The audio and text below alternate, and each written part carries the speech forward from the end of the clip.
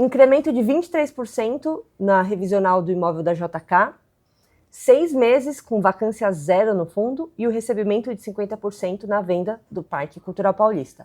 A gente vai falar agora do relatório de julho do RCRB 11, fica nesse vídeo.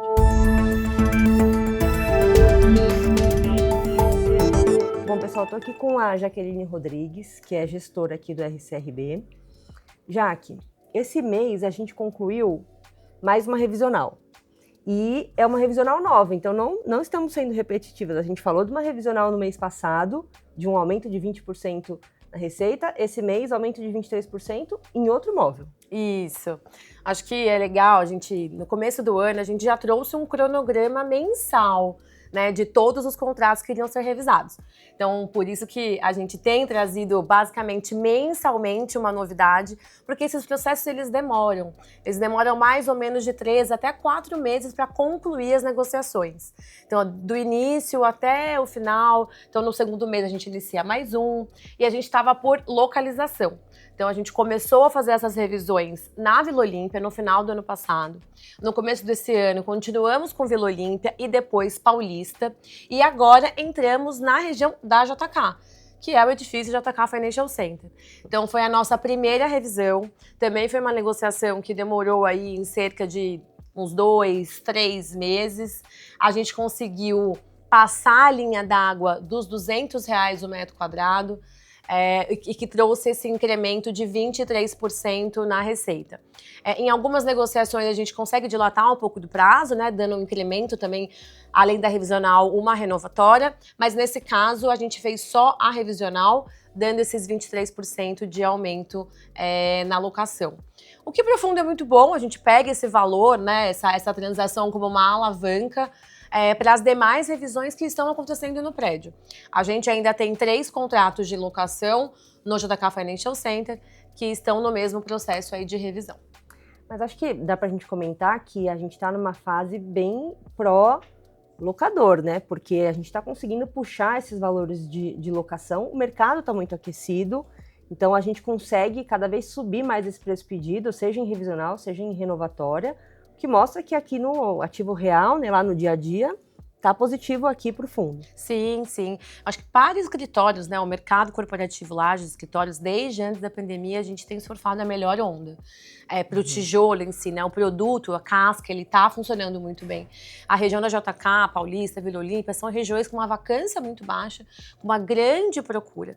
Então a gente tem aproveitado esse momento próprio proprietário para realmente colocar os nossos aluguéis a valor de mercado.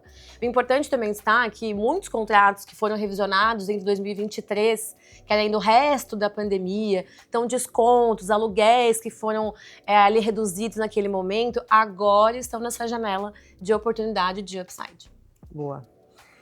Vamos falar então sobre a conclusão da venda. Na verdade, em julho a gente divulgou que a gente recebeu a primeira parcela, né, os 50% da venda do Parque Cultural Paulista.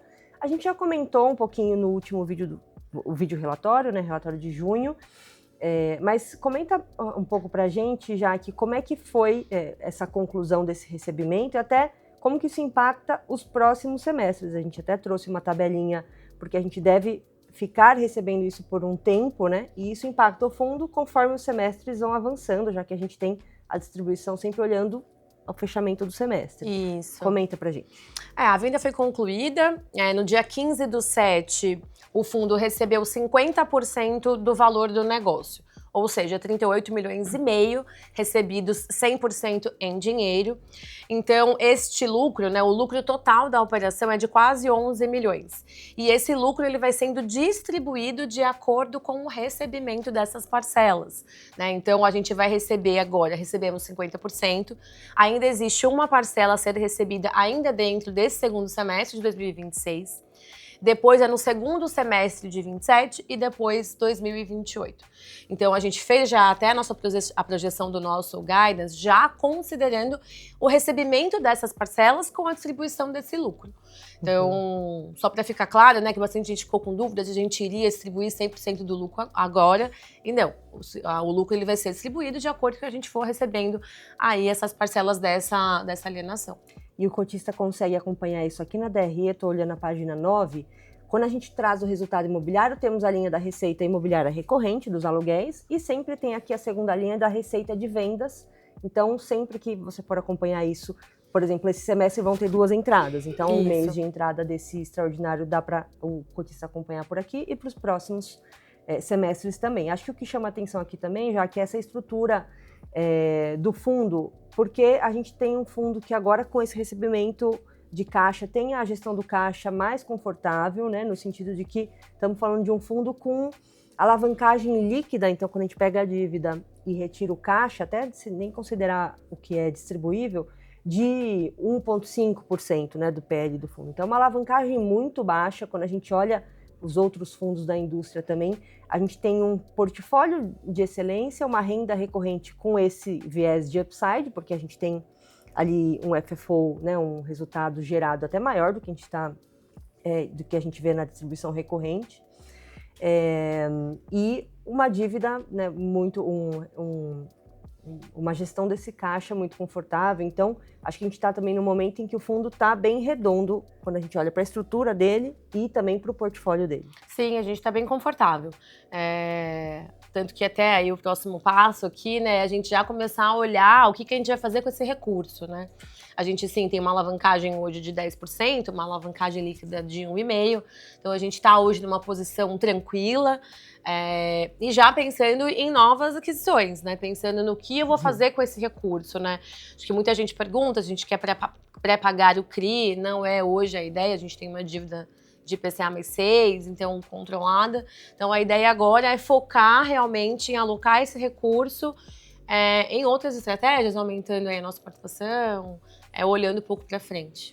E é isso que a gente está olhando aqui hoje, olhando negociação acontecendo. Isso. A gente hoje tem já na mesa, né, uma fechado já comercialmente, uma nova aquisição. Aquisição de 3 conjuntos em um ativo que a gente já tem no portfólio. É um ativo relevante para o fundo e a gente vai aumentar em cerca de 3, 4% a nossa exposição dentro desse imóvel com a aquisição destes conjuntos. O momento atual é de diligência, a gente já está chamando equipe técnica, jurídica, que vai nos assessorar. Em breve a gente deve assinar aí uma carta de intenção, aí a gente vai abrir um pouco mais de detalhes, né, de qual é o edifício.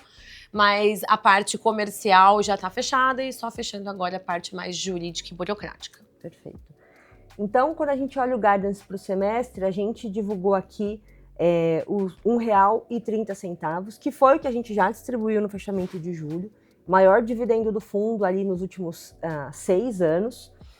Então, a gente olha para esses R$1,30, considerando esse extraordinário, e olha um FFO, que eu comentei, o resultado operacional que a gente tem aqui no recorrente do fundo, de 1,16. Então, acho que esse FFO é um número importante para o cotista acompanhar, que é o que mostra onde que está a sustentabilidade do fundo, né? Exato. Só lembrando, né, a gente distribuiu 1,8, né, em junho. Isso é uma distribuição extraordinária, até por decorrência do recebimento de 150% do negócio. Para o início lá de 2027, provavelmente a gente vai ter já essa distribuição um pouco menor, mais próxima ali desse FFO. A gente, inclusive, esse número ele é volátil, né? O FFO ele vai se movimentando de acordo com as negociações que a gente tem feito. Então, essas revisões também vão impactar para que esse FFO ele aumente. E o nosso gráfico aqui de receitas, né, de carências de descontos, que eles também são voláteis, a depender ali das nossas negociações. Então, a gente acredita que com o passar do tempo, a ideia é que o valor distribuído e o FFO ele fica cada vez mais próximo. E que você até comentou que a gente estava distribuindo R$1,08 no último semestre, no último mês ali em junho. Acho que é importante mencionar que a gente está olhando para esses R$1,30 agora. Se a gente pegar os últimos 4 anos, é um incremento de mais de 50% dessa renda, né? Exato. Então, o fundo conseguiu, com essa atração dos valores de locação, com essa venda oportunística, a gente consegue gerar esse valor pro cotista, né? Sim, sim. E é um trabalho que a gente está focado ainda bastante nesse semestre e início do próximo semestre, é realmente trazer este valor. Acho que ainda tem muita coisa para fazer, tem muito contrato para revisar. A gente ainda tem dois prédios em pipeline de desinvestimento, que a gente vai seguir aqui olhando, né, esses ativos, abordando ali os players para tentar realmente trazer mais ganho de capital para o cotista. Perfeito. Bom, essa foi a leitura aqui do relatório de julho do RCRB. Muito obrigada pela participação de todos. Mandem sempre dúvidas, sugestões que a gente responde aqui. Obrigada e até a próxima. Obrigada e até a próxima.